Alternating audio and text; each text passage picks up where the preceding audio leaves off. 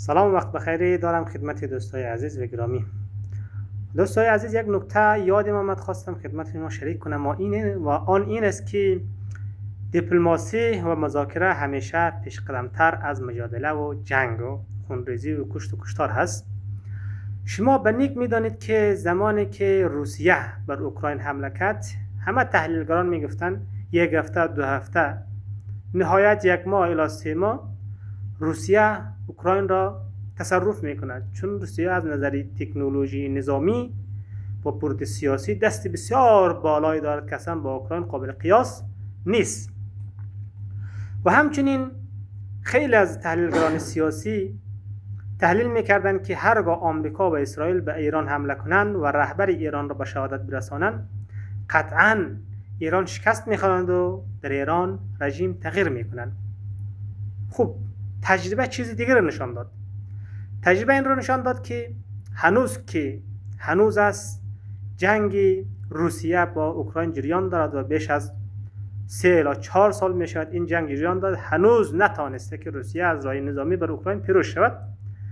و همچنین جنگ ایران با آمریکا و اسرائیل که پشت این جنگ ببینید شما، تنها کشوری که از ایران حمایت کرد چند تا کشوری آفریقایی و کشور افغانستان بود که اینها نه از منظر سیاسی و نه از بعد نظامی قدرتی دارن که اینها حمایتشان ارزش هم ندارن.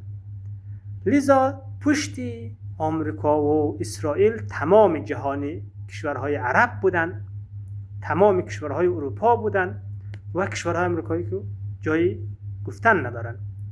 با این همه پشتوانی در حالی که ایران در مقابل جهان به تنهایی ایستاد و یک کشور با قدرت نظامی و سیاسی هم نبودن، نتانستن آمریکا از راه نظامی و از راه کشت و کشتار و جنگ قتال به پیروزی برسن. لذا لاجرم نهایت به این نتیجه رسیدن که دیپلماسی، مذاکره بهتر از جنگ هستند.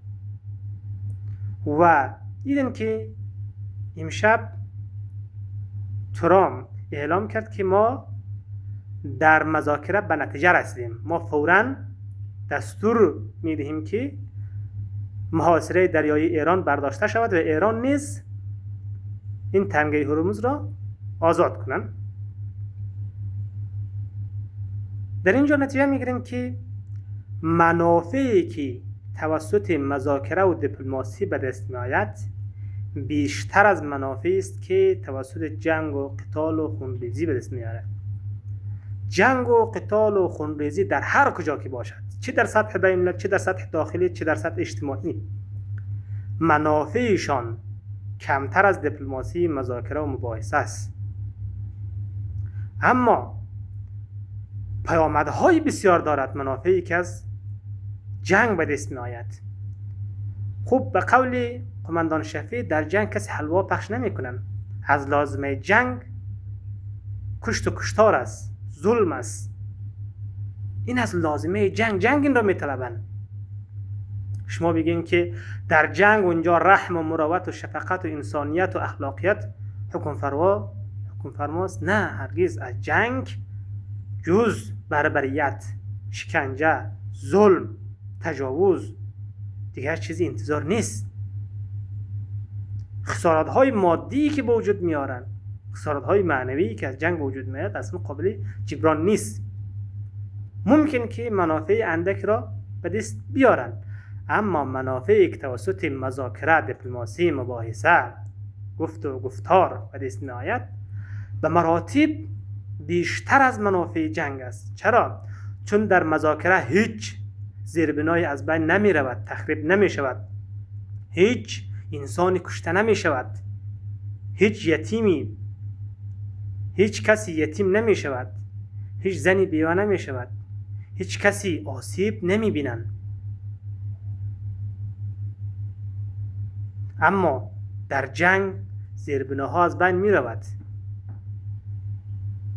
خیلی از افراد یتیم می شود، خیلی از افراد بی سرپناه می شود، خیلی از افراد مهاجر می شود. جنگ پیامد بسیار منفی دارد که اصلا قابل جبران نیست، اما پیامدهای مذاکره مباحثه قابل جبران است. حداقل پیامدهایش اگر باشه پیامدهای مادی است، اما پیامدهای جنگ هم مادی است هم معنی قابل جبران نیست که ما شاهد بودیم که جنگ اخیر بین آمریکا و اسرائیل، بین آمریکا و ایران و اسرائیل، دیدیم که بدن جنگ از راه جنگ نتونست پیروز شود، لذا در آخر مجبور شدن که به یک نحوی به مذاکره تن دهند.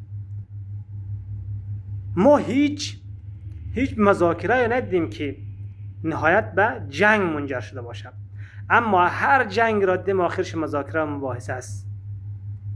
هر جنگ نتیجه آخرش یک تفاهم‌نامه و تعهدنامه و معاهده و مذاکره است که منتهی به ختم جنگ میشود و حتی همین مذاکره و مبادله تفاهم‌نامه منافعش بیشتر از چیزی است که توسط جنگ به دست میآید.